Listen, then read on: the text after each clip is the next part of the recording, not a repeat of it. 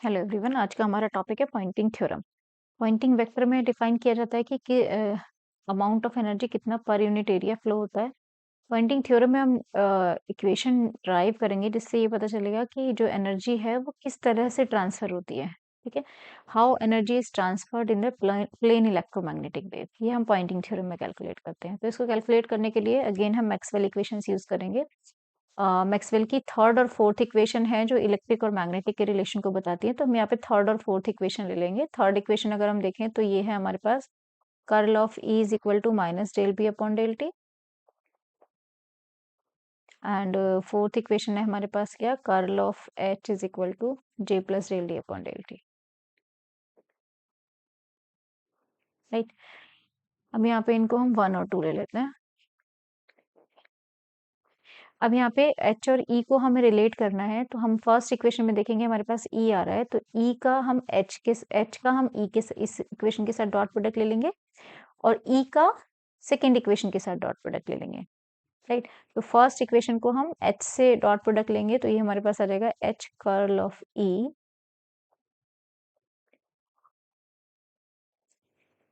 Is equal to minus H del B upon del T. ये equation आ जाएगी। इसी तरह से सेकेंड वाली इक्वेशन के साथ ई का प्रोडक्ट लेंगे तो सेकेंड इक्वेशन आ जाएगी हमारे पास E curl of H is equal to E dot जे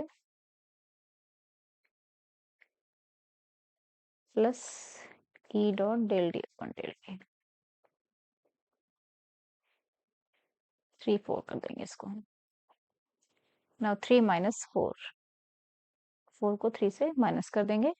तो ये हम पहले लेफ्ट हैंड साइड देख लेते हैं। लेफ्ट हैंड साइड आ जाएगा हमारे पास H curl E minus E curl H is equal to, right hand side में पहले आएगा H del B upon del T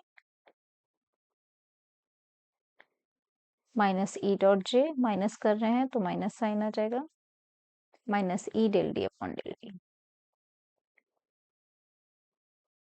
right, अब यहाँ पे देखेंगे ये हमारे पास फॉर्मूला बन जाता है डाइवर्जेंस ई क्रॉस एच का। इसको हम लिख सकते हैं E cross H, vector formula है ये। Divergence E cross H is equal to होता है H curly minus E curl H. ये फॉर्मूला याद करना होगा आप लोग को। माइनस ई डॉट जे, ये मैग्नेटिक की टर्म है और ये इलेक्ट्रिक की, इन दोनों को हम एक साथ लिख लेंगे। Minus H del B upon del T minus E del D upon del t.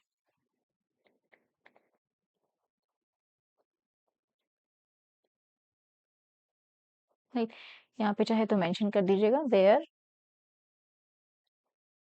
H curl E minus E curl H is equal to divergence E cross H. क्या है ये फॉर्मूला। राइट, अब यहाँ पे इक्वेशन नंबर 5 बना लेते हैं इसको हम। यहाँ पे ये दोनों टर्म को हम अलग अलग डिफाइन करेंगे। इसको हम किस तरह से एनर्जी की फॉर्म में कन्वर्ट करेंगे, इन दोनों टर्म को किस तरह से हम लिख सकते हैं। पहले हमने ये वाली टर्म ले ली H del B upon del t, H del B upon del T, इसको समझिए। दूसरी वाले को हम खुद ही लिख लेंगे। एच डेल बी को म्यू एच लिख सकते हैं, इसको हमने म्यू एच लिख दिया upon del T.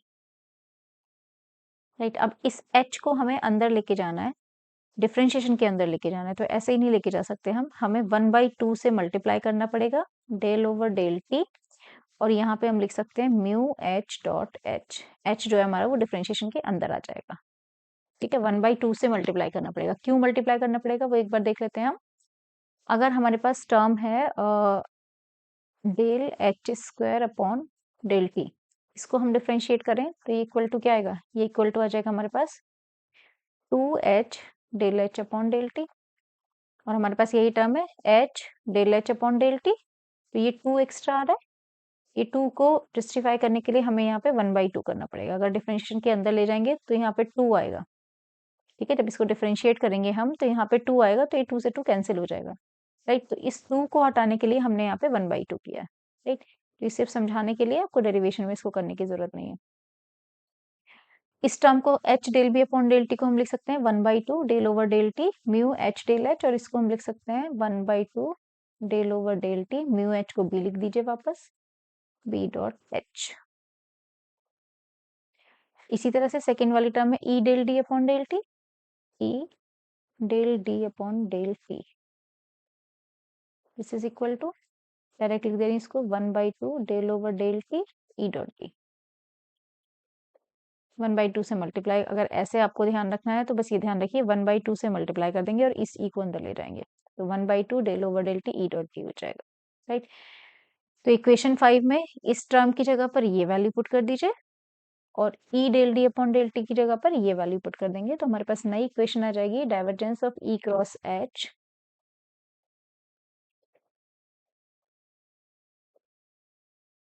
is equal to E dot J minus 1/2 del over del T B dot H minus 1/2 del over del T E dot T, ये equation, तो ये पूरी इक्वेशन हमारे पास आ गई। अब यहाँ पे देखिए, इसमें हम टर्म्स को एक साथ लिख लेंगे, ये दोनों में 1/2 del over del T common है, तो इसको हम इस तरह से लिख सकते हैं, divergence of E cross H is equal to minus E dot J minus 1/2 del over del T B dot H plus हो जाएगा यहाँ पे क्या, ई डॉट टी, ये इक्वेशन आ गई। अब ये पूरी की पूरी एनर्जी जो ट्रांसफर हो रही है वो किसी वॉल्यूम के अंदर जा रही है, तो integrated over the volume, divergence of E cross H dv is equal to minus E dot J dv minus 1/2 integration del over del T B dot H plus E dot D dv, ये equation आ गई। अब इस equation को हम डाल देते हैं 7 इक्वेशन बन रही है, 5 के बाद 6 बनेगी, इक्वेशन नंबर 6 डाल देते हैं इसको हम, 6 इक्वेशन ये हो गई। अब यहाँ पे देखिए वॉल्यूम इंटीग्रेशन है, डाइवर्जेंस ई क्रॉस एच आता है, यहाँ पे हम गॉस थ्योरम यूज कर सकते हैं, by using Gauss theorem. Gauss theorem क्या करती है, वॉल्यूम को सरफेस और सरफेस को वॉल्यूम में कन्वर्ट करती है, तो यहाँ पे वॉल्यूम है हमारे पास, वॉल्यूम में divergence E cross H dV है, that will be equal to, surface में कन्वर्ट होगा तो क्या हो जाएगा, E cross H dS, and substitute this value in equation 6, equation 6 में वैल्यू पुट कर देंगे तो ये आ जाएगा E cross H dS is equal to minus integration E dot J dV minus 1/2 integration del over del T, यहाँ पे आ जाएगा हमारे पास क्या है ये, B dot H E dot D, B dot H plus E dot D dV, तो ये हमारे पास इक्वेशन आ जाती है थ्योरम की, पॉइंटिंग थ्योरम की इक्वेशन आ जाती है। अब इस थ्योरम में हमें इन टर्म को डिफाइन करना होगा अलग अलग। इस टर्म में अगर हम देखें तो ई क्रॉस एच क्या हो गया, amount of energy flow per unit area, integrate कर रहे हैं सरफेस के रेस्पेक्ट में, तो पॉइंटिंग थ्योरम निकल जाएगा, पॉइंटिंग वेक्टर की वैल्यू निकल जाएगी यहाँ से, मतलब जितना अमाउंट ऑफ एनर्जी रिसीव हुआ वो हमारा ये होगा, ठीक है। So it is the this term, इसको हमें एक्सप्लेन करना होगा, इसको टर्म 1 डाल देंगे, इसको 2 डाल देंगे, इसको 3 डाल देंगे, तीनों को पॉइंट्स में लिख देंगे। यहाँ पे फर्स्ट टर्म में पहली वैल्यू को डाल के लिखेंगे E cross H ds, this term represent the amount of energy flow per unit area। Second term में हम लिखेंगे क्या, minus integration E dot J dV, this term represent the total power loss in the electric field, electric field जो flow हो रहा है उसमें total power loss कितना हो रहा है, negative sign represent loss, total power loss को ये टर्म रिप्रेजेंट कर देती है। और थर्ड टर्म में हमारे पास आ जाएगा क्या, minus 1/2 integration del over del T B dot H plus E dot D dV, this term represent the power loss due to electric and magnetic field, electric और मैग्नेटिक फील्ड में energy जो store हो रही है उसकी वजह से जो पावर लॉस हो रहा है उसको हमारा थर्ड टर्म रिप्रेजेंट करता है।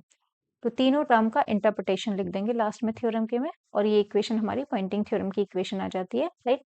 इसको हम वर्क एनर्जी थ्योरम भी बोलते हैं, वर्क एनर्जी थ्योरम के नाम से भी पूछ लिया जाता है, और law of conservation in electromagnetic, ठीक है, इस तरह से भी पूछ लिया जाता है। तो ये हमारा पूरा डेरिवेशन है पॉइंटिंग थ्योरम का। नेक्स्ट लेक्चर में हम करेंगे ट्रांसवर्स नेचर।